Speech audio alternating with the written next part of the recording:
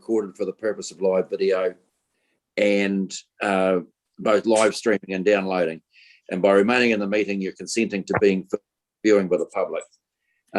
Remind the committee that the meeting's being live streamed. So that's.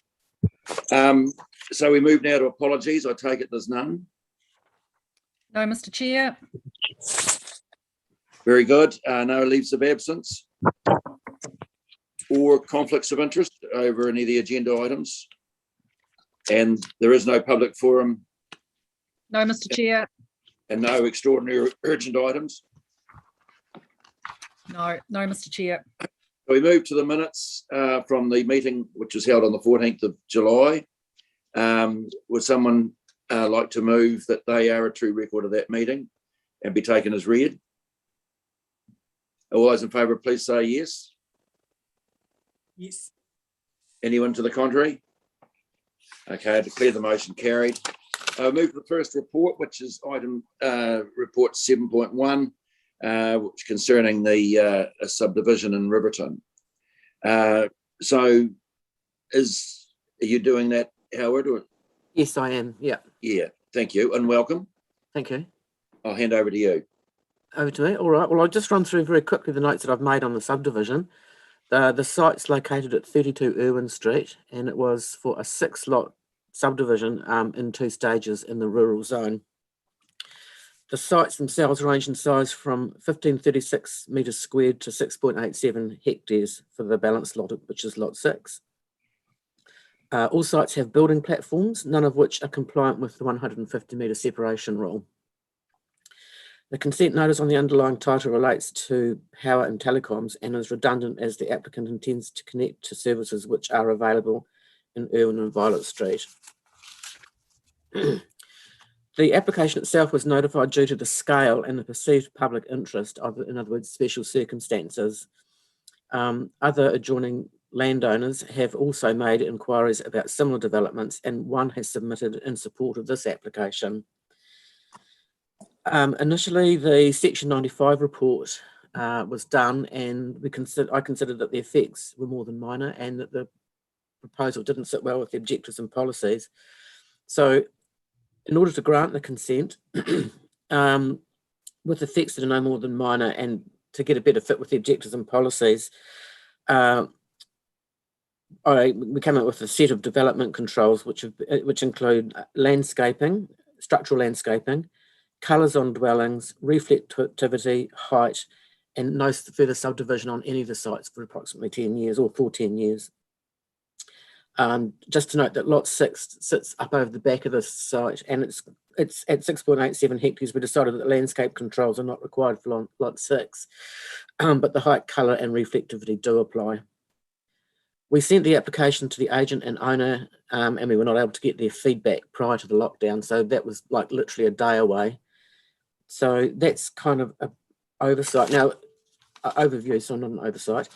The reports come to the committee this morning because there's no delegation at officer level to sign off a consent that's been notified, for which there was no need to have a hearing. So Marcus may be able to add a little bit more in terms of the legal aspects and the delegation aspects around that. So that's my summary. Thank you, Howard. Any questions of Howard? We wait till Marcus makes his comments. Perhaps we'll do that, unless there's some specific questions of Howard. Okay, we'll hand over to you, Marcus. Yeah, kia ora, through you, Mr. Chair. Effectively, the staff delegation doesn't extend to making decisions on publicly notified resource consents, so hence why the report is up to the committee for consideration. So Howard's worked through the process with the district plan and the submissions received, and effectively made that recommendation for the committee to consider. We've sort of viewed the lower part of the subdivision to be somewhat of an extension to the urban zone, but there is building platforms there. But we are conscious that there are a number of other parties that are looking to do similar subdivisions extending up the slope of Riverton. So we've sort of tested the general public for submissions, and there's been nothing received in opposition. So effectively it's the committee's decision to follow through with the second part of this consent and Howard's done the basis of that work, which is in front of you now. Okay, thank you, Marcus. Any questions? Oops. You've got Christine and Darren, Paul, that I can see. Okay, thank you. I can't see anyone apart from you. So, Christine, have you?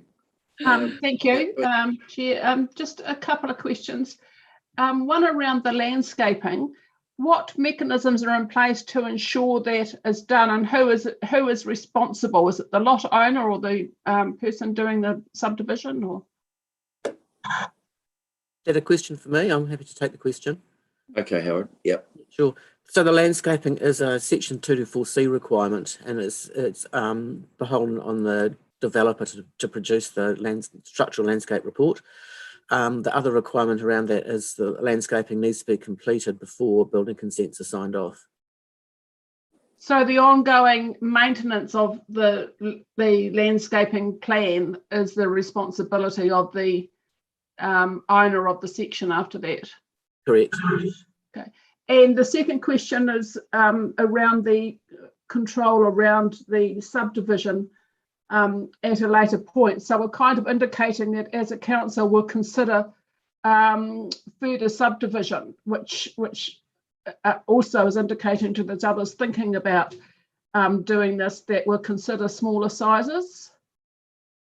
Is that for me, Marcus? I might have to take the Yeah, question. through you, Mr. Chair, I might answer that one. So effectively, we can't stop anyone applying for a subdivision, but what we've indicated here through this decision is that this landowner is having a go through making that subdivision, and effectively what we want to see, I guess, some consideration moving forward that they've had a go. So we want a 10-year time frame to say, well, actually, let's do a wider piece of work around the urban development capacity, the reticulation systems, and the community feel and community engagement. Also, I guess, more of a spatial planning approach for the whole district, which we're seeing through the legislation. So with this decision, we're indicating that, yep, we can subdivide without compromising rural amenity and some of the other effects, but we don't want to see 2 years' time them coming back for another subdivision, another subdivision, another subdivision. We're indicating that, yep, we'll let this one through, but we want to see a 10-year time frame before you come back for another time, just so we're sort of incrementally moving forward, as opposed to saying, yep, floodgates are open, go for it, anyone can subdivide to a really intense layout across the upper slope of Riverton. Thanks, Marcus. And as you note, I guess the time you've noted there will give also time for the spatial planning to occur over the area, which is comforting. Yeah, thank you. Good, Christine. Darren? Marcus is just to touch on what I was going to be having the question just around the long-term planning, and I'm aware that similar issues exist here in Winton, where on the urban-rural boundaries, people are looking at subdividing and a desperate need for more sections. So just wondering around timetable for that work, and how do we kind of manage that and do a overview plan rather than developers kind of driving that in an ad hoc way? Totally, good question. Yeah, we are seeing a number of pressures coming on urban areas. So we are aware that the urban development capacity in our townships isn't probably where it needs to be. So we want to look at that piece of work in a holistic space, but we don't want to jump the gun and extend those urban environments prematurely without having a bit more of that bigger consideration around high value soils, some of the LIDAR work around natural hazards, liquefaction, coastal erosion. Yeah, there's a number of different factors there we want to try and consider to make really good, robust decisions around where we want to be indicating where growth can occur, as opposed to just saying, yep, that's good to go, let's just draw a line there and we'll figure it out later on. So really want to build in with that environmental side of things, but also want to work in with the wider infrastructure services team around where is their capacity, when are the consents coming up, like, for example, Winton, it's coming up for a reconsenting space for the wastewater treatment system. So how do we try and facilitate growth, provide confidence in those townships moving forward, but also making sure that there's a holistic consideration around the wider systems in that community as well, and that integration with the community boards and discussions with the residents. Yeah, thank you. Any indication on the timetable for that? Timetable, through you, Mr. Chair, effectively haven't really got a specific timetable for that yet. We want to work in with the district plan review to make sure that we're moving quick enough to make sure that there's enough land being released for further development, because housing is a priority. But effectively what I'm keen to do is have a conversation with the councillors around looking at our policy work plan moving forward and getting some direction on how the councillors see those priorities around what's the next stage. Landscapes is one of the key things we're working through at the moment, but definitely keen to have a conversation around when do we start picking off some of these next chapters and start looking at the priorities coming out of the next stages, and how we start building a work plan moving forward. Okay. Just some questions myself. So just talking about landscaping, I noticed, or I believe I saw in the report, reference to some of that landscaping being up to usable height in 5 years. I'm just wondering if the landscaping report is leaning towards natives, that's possibly in a lot of cases not that achievable. I'm just wondering what the thinking is around that. I'll take the question. Yes, okay. So through you, Mr. Chair, the landscaping report was considered on the basis that it could be exotic or indigenous or a mix of the two, but whatever was planted needed to be fully functional within 5 years of planting. So that, I thought that would open up the scope a little bit to allow people a mix and something that was a bit more vibrant than maybe just completely indigenous planting. Yeah. Okay. I'm just wondering if that, from a long-term view, is the ideal. Yeah, I see what you're trying to do, but I'm just wondering, if that, some of the faster growing Pittsburghs and that are a bit, the shelf life's not that great. I see references to building platforms, and I'm just wondering, is that specific to dwellings, or is it all buildings, any ancillary buildings as well? And do we just need to put that clear? All buildings. Sorry? Excuse me, sorry, through the chair. It would be all buildings, except it's noted that on lot 6 there is already a shed which is outside the proposed building platform. So that's just taken as part of the existing environment. Yeah, for sure. Yeah, thank you. Just talking about water, I know it's a different discussion, but I'm just wondering if we should be encouraging people. I mean, there's the fire storage requirement, but if we should be encouraging people to be harvesting their roof water for toilets and garden use and so on. It's probably under our current plan, we can't really require that, but it is something that we should probably be encouraging people to do. Yeah. Through you, Mr. Chair, the lots 1 to 5 will connect to the water services in either Violet or Irwin Street. Lot 6 is reliant on roof storage for both water and fire. Yeah.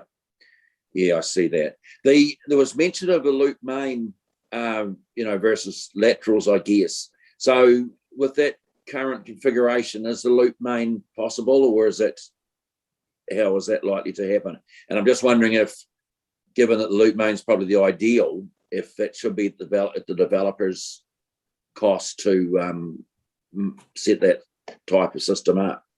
Yeah. Through you, Mr. Chair, that's kind of outside my technical area. I just took as read what the water and waste people had put forward to us. Right. I noticed that they did refer to it. Yeah, I think the other preference for it. Yeah, for sure. Yeah. The other point, we don't have, we over the last few years had a standard policy of including a co-iwi condition in all consents. I see we haven't got it in this one. Is that left out for a reason? I know the report says that there is no evidence of it in that area, but yes, it does. yeah, but I think it's a wise thing to have there Yep. Because who knows what turns up, especially Riverton, given its history with Maori, history around that area. Yeah. Well, through you, Mr. Chair, that's easy to put that condition in the consent. It's no problem at all. Thank you very much. Yeah, I think that's all my questions. Anyone else got further questions? I think, Mr. Chair, I believe the Mayor and Judy had their hands up. Okay. Oh, Mayor Tom? Thank you. Just a quick question really is around the telecommunication side of things. I know it's been brought up by planners recently to have that in there that's required, but are we actually enforcing that? I know this consent, they've gone and done it, but it's mainly around now fibre. So do we know whether there's ducting in place for that fibre to go in rather than dig up the streets again? That's just a question around that really. And the telecommunication side of it we can address later. I just find it incredible we've still got that in there, but anyway. Through you, Mr. Chair, the applicant has included letters from both Chorus and PowerNet to indicate that services are available for the sites. And So I'm that not sure if that's fibre or, sorry. Yeah, because there's fibre is in Riverton and they've just finished digging up the streets. I'd hate for them to have to dig up to that area again. That was all. Yeah. Mm-hmm. Okay. Councillor Keast? Thank you, Chair. Yeah, just a question really around the urban planning thing and the timeframes that will take us to actually get to that, because I see that some of our rural settlement areas are under pressure as far as the number of sections and that are available. So this process needs to be, I think, brought forward so that we're not actually being seen as an impediment to development, logical development in our communities. So I'm not sure, you did say you didn't have a time frame around it, I think, Marcus, but yeah, I think that we need to talk seriously about when that is going to happen. Thank you. Any comment, Marcus? Yeah, certainly. Part of that wider urban development capacity, it would be good to look at those rural settlement areas as well, such as Lumsden's in that same space. Like we're seeing quite a lot of building development in northern Southland and even up further north of Lumsden. Manapore's in the same boat. There's a lot of areas, even Edendale, Wyndham. It would be good to make sure that we have got sufficient capacity in those areas, as well as Oropuki's seen a number of buildings going on. So yeah, it'd be great to have a look at those things moving forward, but I do want to make sure that we are thinking about trying to strike that right balance around enabling those communities to grow, but trying to find that point around we don't want to end up creating a whole lot of tiny little systems where we have to then reticulate with wastewater down the track with the associated costs of those systems. Like the Gorge Road system is a classic example where there's a small number of houses, but a lot of compliance costs and maintenance costs on those smaller systems. So I want to try and strike the right balance around how we facilitate that growth, picking those spots where we are good to go, but also making sure that those decisions are considered on that longer span horizon around at what point do we need to actually jump in as an organisation and look at reticulating some of those smaller centres. Say, for example, Athol is going to be at a capacity at some stage where the multiple on-site wastewater disposal systems, 20, 30 grand a pop to put in at the time of building consent. At what point do you then go, okay, council, we're going in to spend a significant sum on a reticulated system, and all that infrastructure that's gone in the ground for each individual lot is therefore no longer being used. So yeah, it's quite a big discussion that I want to have, but I want to make sure that we're connected as a whole organisation around that decision, so that we are aware around the consequences of some of those decisions around the intensification of lots and sizes and how big towns can get before we say actually we're into a reticulation system. So yeah, it's going to be a good conversation to have when we get to that stage. I'm not sure if Matt or Cameron want to add anything to that. Oh, thanks, Marcus. The only point I'd make, which I've sort of referred to before, is you mentioned Wyndham and Edendale, and like there's quite a large number of empty sections within those towns that have got services to their boundary that we need to encourage people to use before they go spreading outside the area we've got serviced. But and I guess that's all about the value of the section, and when those owners see that it's better to sell it than keep it, I guess, or maintain the very old, sometimes vacant dwelling that's on it as well. Okay, is there any other questions? Mr. Chair, Councillor Menzies has a query. Go ahead, Councillor Menzies. Thank you, Chair. I just want to take the time to endorse the comments of Councillor Fraser and note that the Winton Community Board is asking for the conversation to start as soon as possible, like tomorrow, around where the growth opportunities are in Winton, noting that there are really no sections, to my knowledge, or might be 3 or 4 available at this stage. So for them, it's an imperative discussion. Secondly, I just wanted to ask about the subdivision. It notes that no footpaths are required, and I gather that because of the size of the sections in the subdivision. But if we're thinking of the potential ahead to subdivide further, and also the people enjoying walking around their communities, can you just talk to me a little bit about when that becomes a consideration and why it's not now? Through the chair, at this stage we've taken the advice of the roading team, but given the discussion that's just taken place, that may be something that comes up once that wider, more conceptual work has been undertaken. Marcus may want to comment further. Sorry, Howard, you sort of faded away a wee bit. Oh, sorry. I'm saying that at this stage we've taken the advice of the roading team, but given the conversation we've just had around the more conceptual stuff, that may change in the future. Yeah, it's about when it changes in the future, who carries the cost of it, I guess. Yeah. Marcus may like to make a comment about that. Yeah, certainly. And I think with this one too, one of the things we wanted to do was there's a lot of dead end streets heading up the hill from Riverton as well. So wanting to, I guess, at some stage in the future, start connecting some of those dead end streets to create more of a linkage and easier access across the contour of the hill, you know, and starting to try and get those better connections, but also looking at that wider strategic asset of Riverton too. It'd be good to have more connections from the township up to the reserve and around the Hales Point, and look at that wider amenity context around open spaces, and using our open spaces team and our beaches and the community board to get a really good high level concept from the whole township and go, cool, here's our footprint now, this is what we want to see in the next 20 to 50 years, and have that spatial context going forward. So in terms of answering your question, Councillor Menzies, it was considered, but at this stage it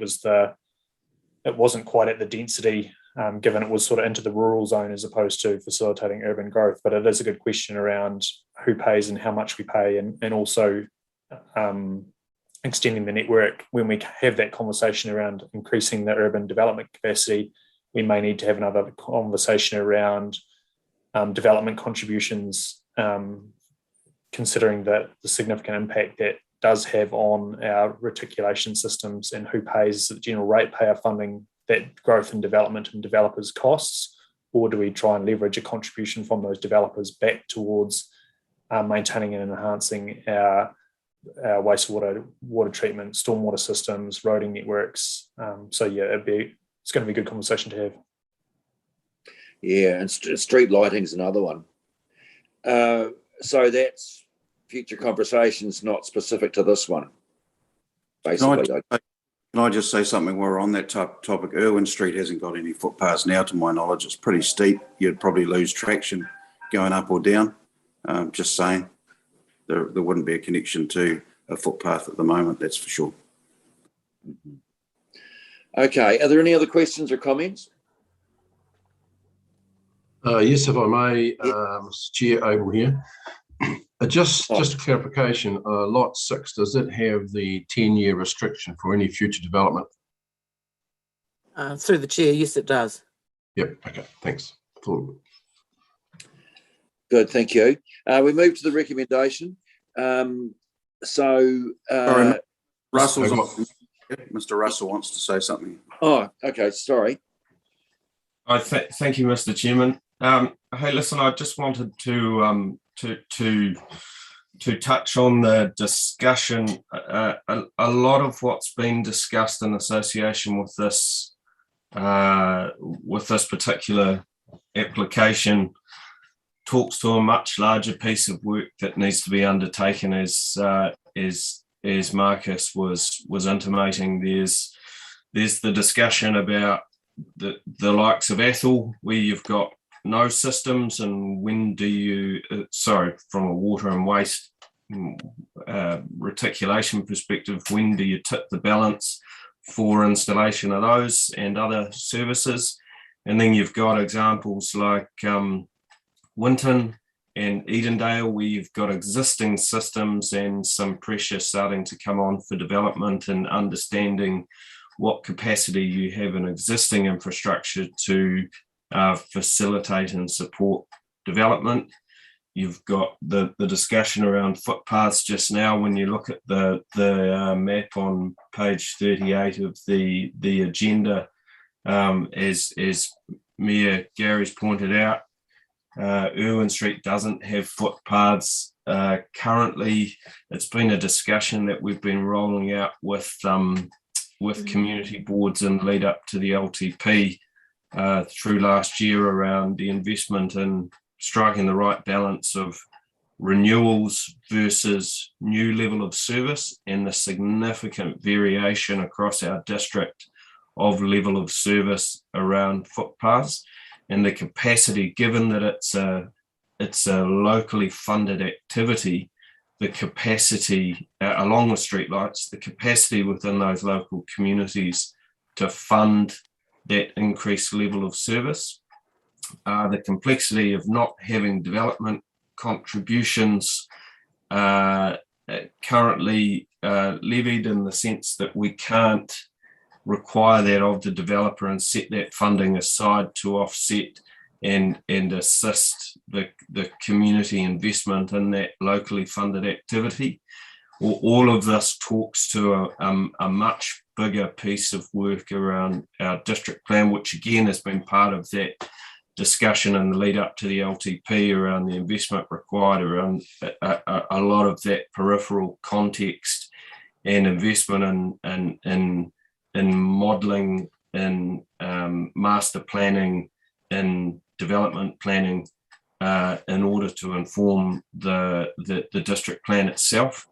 It really is a huge piece of work, but we're definitely seeing momentum starting to gather in recognition that we addressing these issues on a case by case, application by application basis is not a sustainable way forward in terms of development for our district. So from my perspective, really appreciate the discussion and the tension that governance are starting to put around these sorts of conversations, and certainly it's the desire of staff to keep having these conversations and invest and resource some of these areas to ensure that we've got that longer term perspective for development across our district moving forward. Thank you. Yeah, no, that's extremely valid.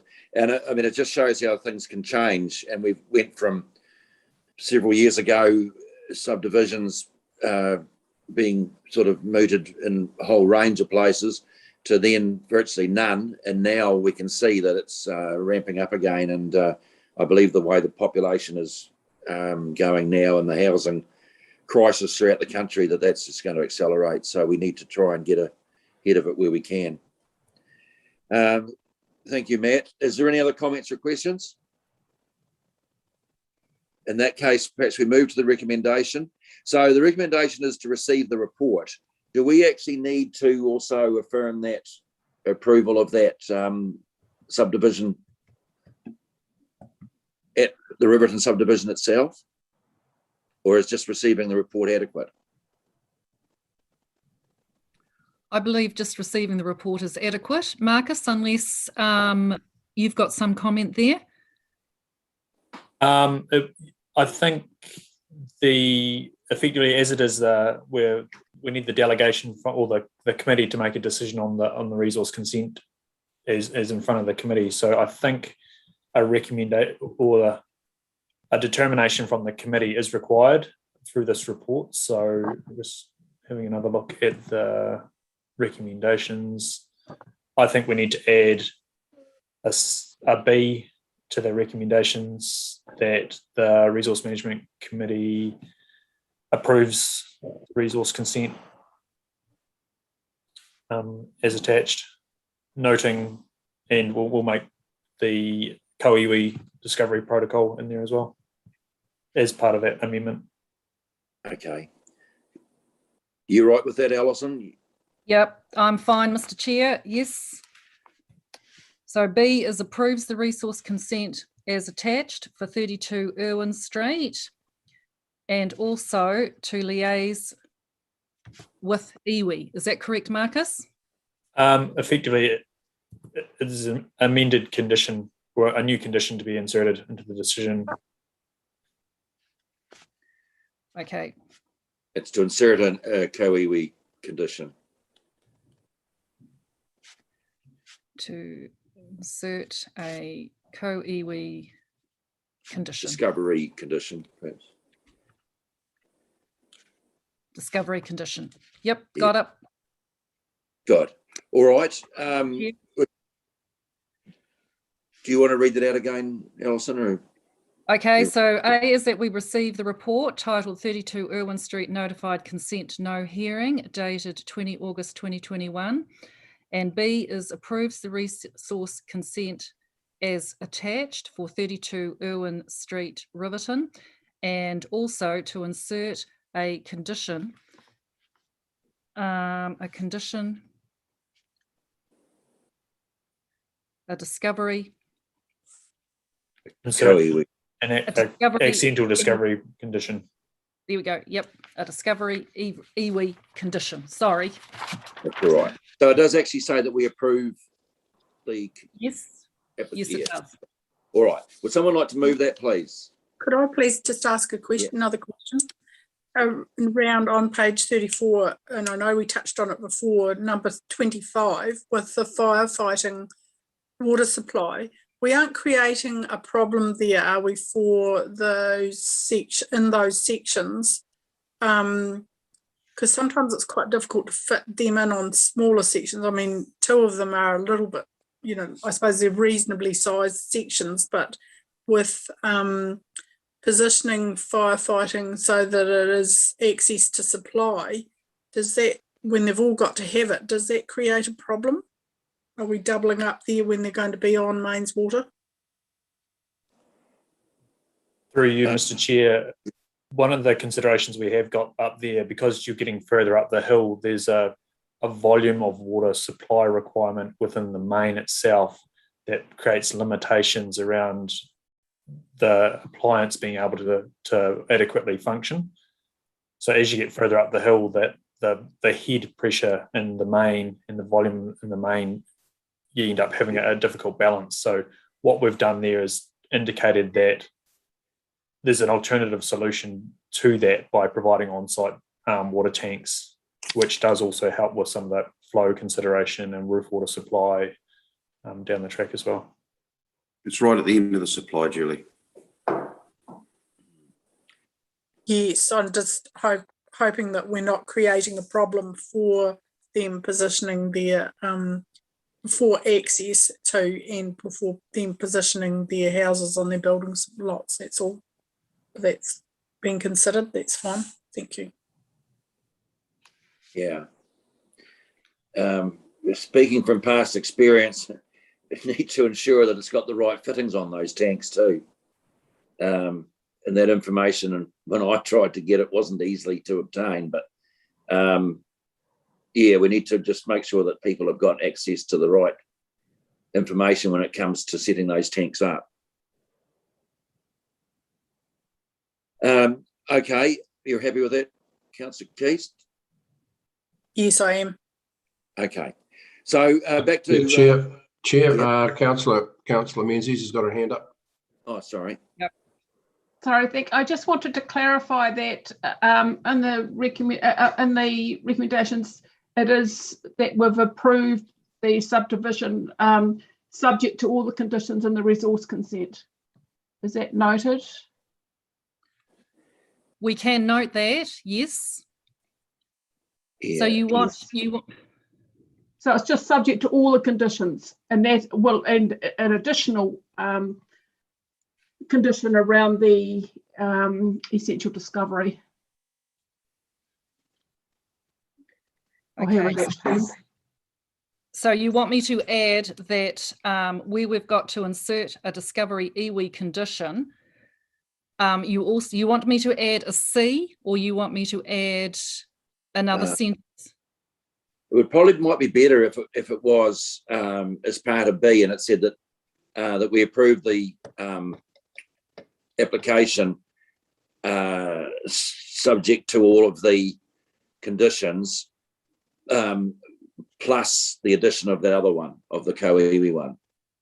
Okay. That might be here. Okay. So B now reads, approves the resource consent as attached for 32 Irwin Street, subject to all conditions, and also to insert a discovery iwi condition. Okay. That sound all right to you, Marcus? Yep, sounds great, Mr. Chair. Thank you. All right. So do we have a mover?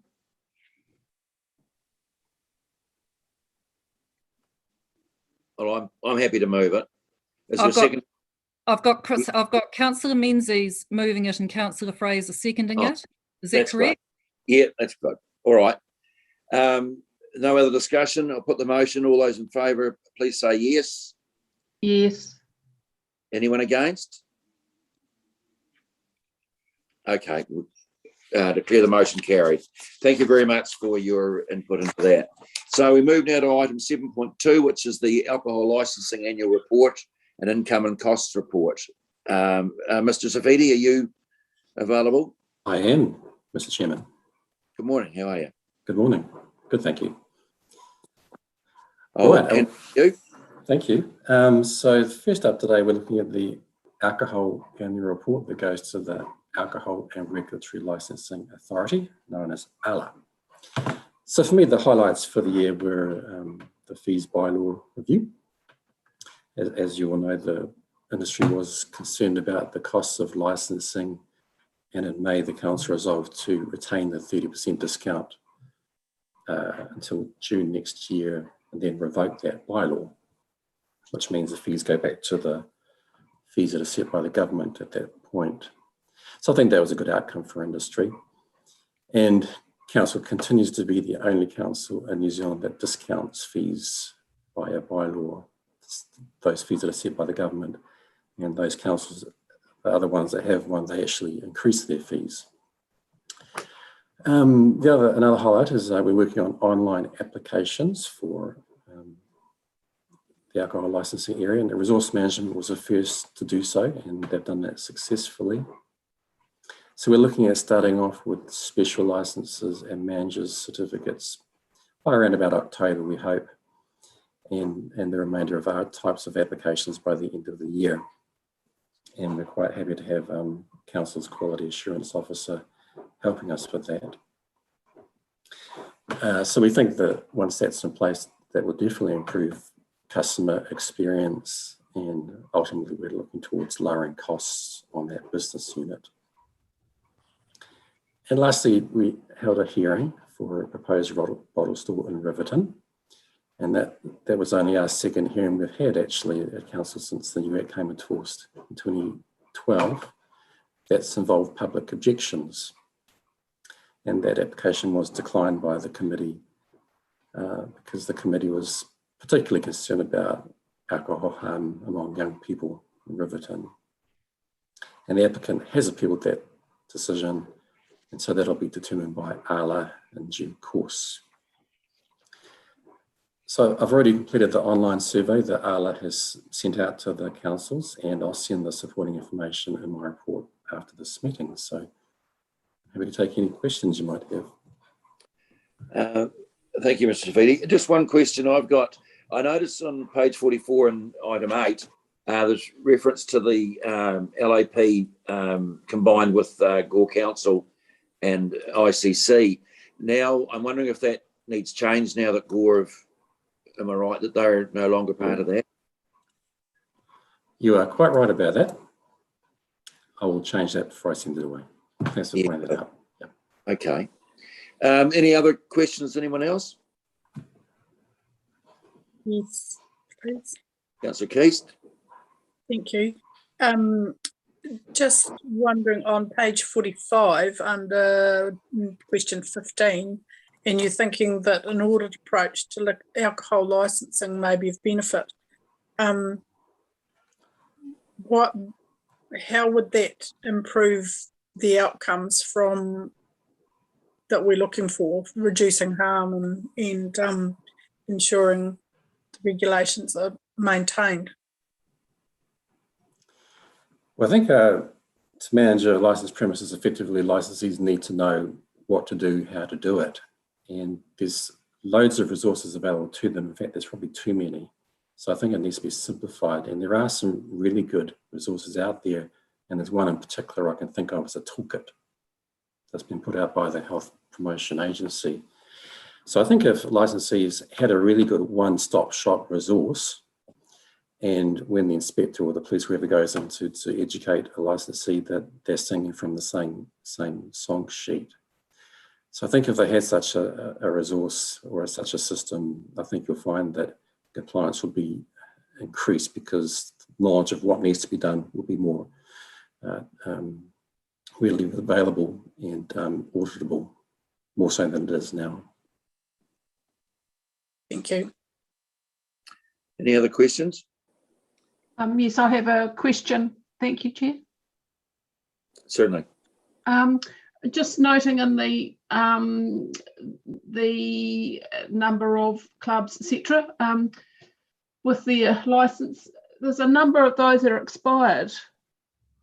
Are they expired because they're waiting for their certificates in process, or is that something that we need to provide support with to these clubs, etc., where it is expired? It's not unusual for an applicant to make application to renew a licence, then it expires and they wait for the renewal to arrive several weeks later. But the licence continues in effect, so it doesn't expire, and it means they, so to speak, they can continue to operate past the expiry date as long as they've made application to renew their licences. That's fairly normal. And are there a number that are waiting to renew, given some of these are 2020, for example? I know that we've just done a whole heap in the last several weeks, so they've probably been dealt with already, I suspect, those ones you're looking at, because our backlog's almost down to nothing these days. It was quite bad several months ago, though. Right, so we haven't got any difficulty with those who should be making the application. The problem for a licensee, if it actually does expire and they don't apply to renew it, then it literally expires and they can't trade alcohol. So it's devastating if a licensee allows their license to lapse, but we go to quite some length to make sure that doesn't happen. So we phone them the day before, for example, if they haven't done it. So we really don't have any licensees that have their licensing expires altogether and failing to renew, because we make sure that doesn't happen. Okay, so we can expect those where it expired in 2020 to receive their new licence in the next few weeks if they haven't already. I'll go into those ones and I'll email the committee after this and give you an update on exactly where those ones are at. Okay, thank you. Anyone else? Yeah, there is. Yeah. Mr. Chair, Gary here. Hey, Michael, just in regards to this appeal, this is the second application for that town for a licence, and just can you give us I may have missed something along the way, but is the appeal on process or the appeal based on the decision of the committee which they based on the information they had at hand? Just conscious of talking too much towards the appeal given it's before the authority, but I think effectively, in summary, from what I've read, the main concern is the weighting that the committee put on its decision making about. Okay, so it's not processed then. No, that's fine. No, yes. Cheers. Any other questions? Oh, in that case, thank you for the report, and thank you for you and your assistance for the excellent work done through the year. So we have the recommendations. I don't have a page number, I'm sorry, but would someone like to move that we received from A through to E? Would someone happy to move that, please?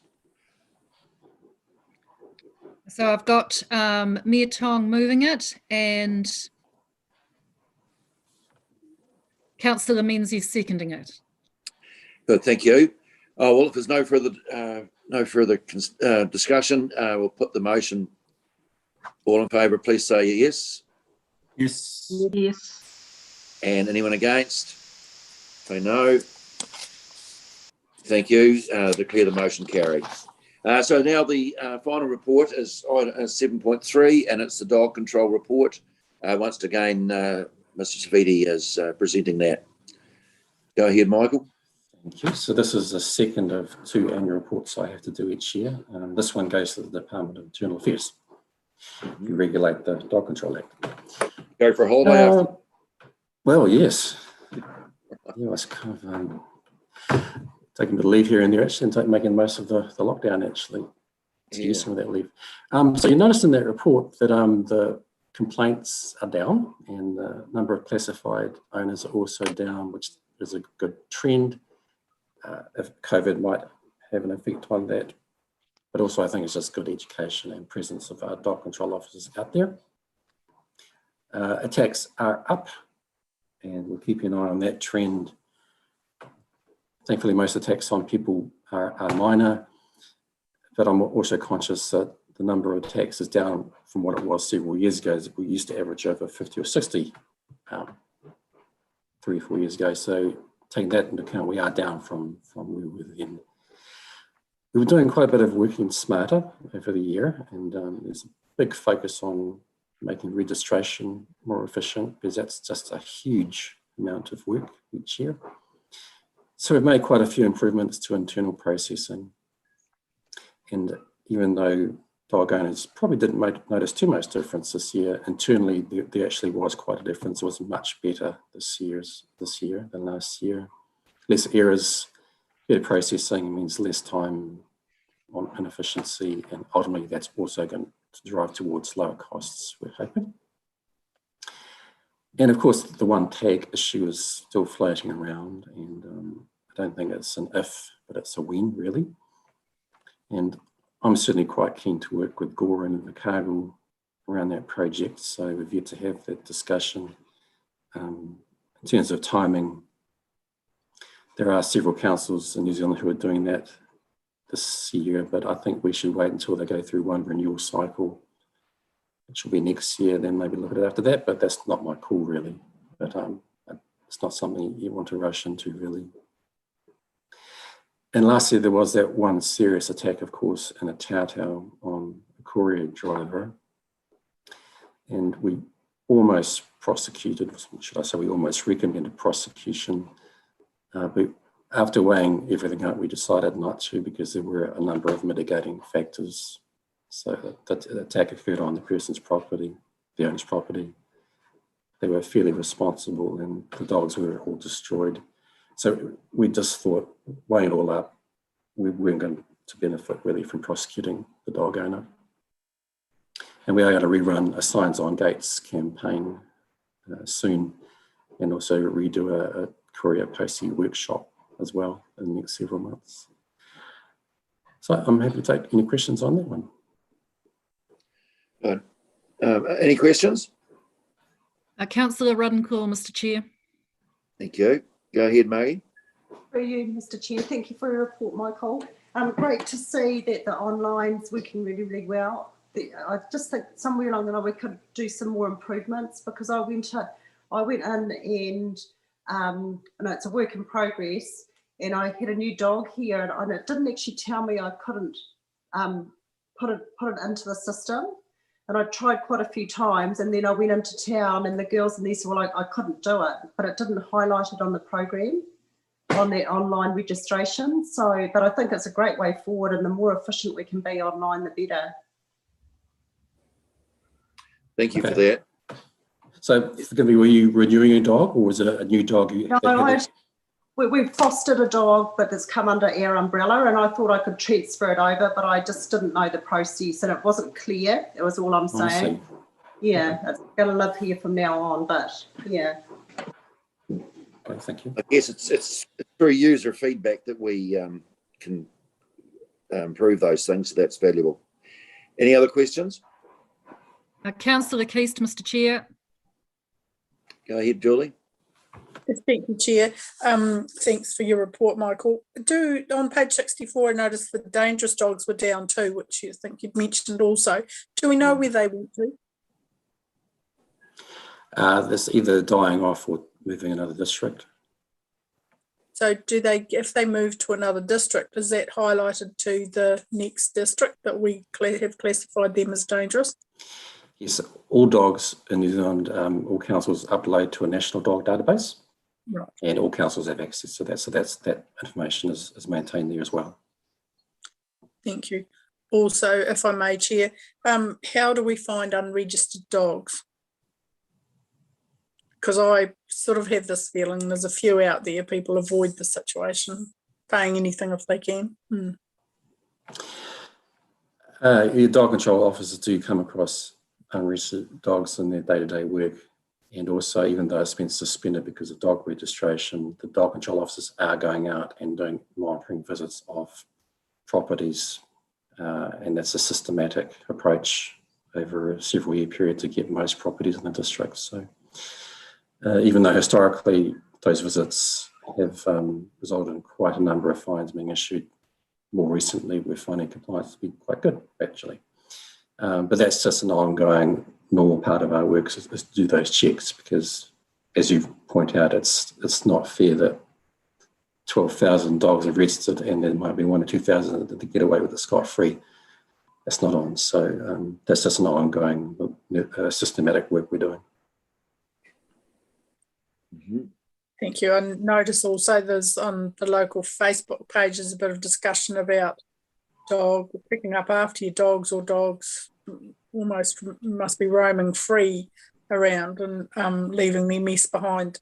That's just part of our normal education process to encourage owners to be mindful of that, or have a socially acceptable attitude towards that. Yeah, so the dog control officers, they're regularly going out and stopping and chatting to dog owners, and that's exactly the kind of thing they're talking about with them. Thank you. Any other questions? I just have a couple. So a few years ago, we had a few dogs that were sort of, I think, were they classified dangerous by breed, or they were certainly designated by breed anyway? Oh, that's the requirement of the Dog Control Act. So all dogs of certain breeds are required to be declared menacing, and this council has a bylaw that requires those dogs to be neutered. Yeah, so we don't hear much about that now. Is that just, are there less of them, or is it just sort of taking care of itself through the process? 99%, but almost all of those dogs are the American Pit Bull type dogs. So yeah, all those ones are required to be declared menacing by council, and they are required to be neutered within 1 month of being receiving that classification. Yeah, and just with the free microchipping, we still see that as a benefit to the council, the investment we're putting into that? Absolutely, yeah. All the dog control officers say that the feedback's really good. It's quite well received. It doesn't cost the council that much in terms of the chipping. It's a couple of grand or whatever it is. And it's a time just to meet new dog owners, to educate them. It's actually a legal requirement for them to be microchipped. So it just means that we have to do less enforcement down the track, because you're encouraging voluntary compliance by offering the free chipping. So the dog control officers love it, and the customers love it too. That's good. Okay. Oh, well, any other questions or comments? Oh, well, there again, Michael, just so congratulations to you and your team for an excellent job done through the year. Thank you. And we move to the recommendation. Page 57, Mr. Chair. Sorry? Page 57. Page 57.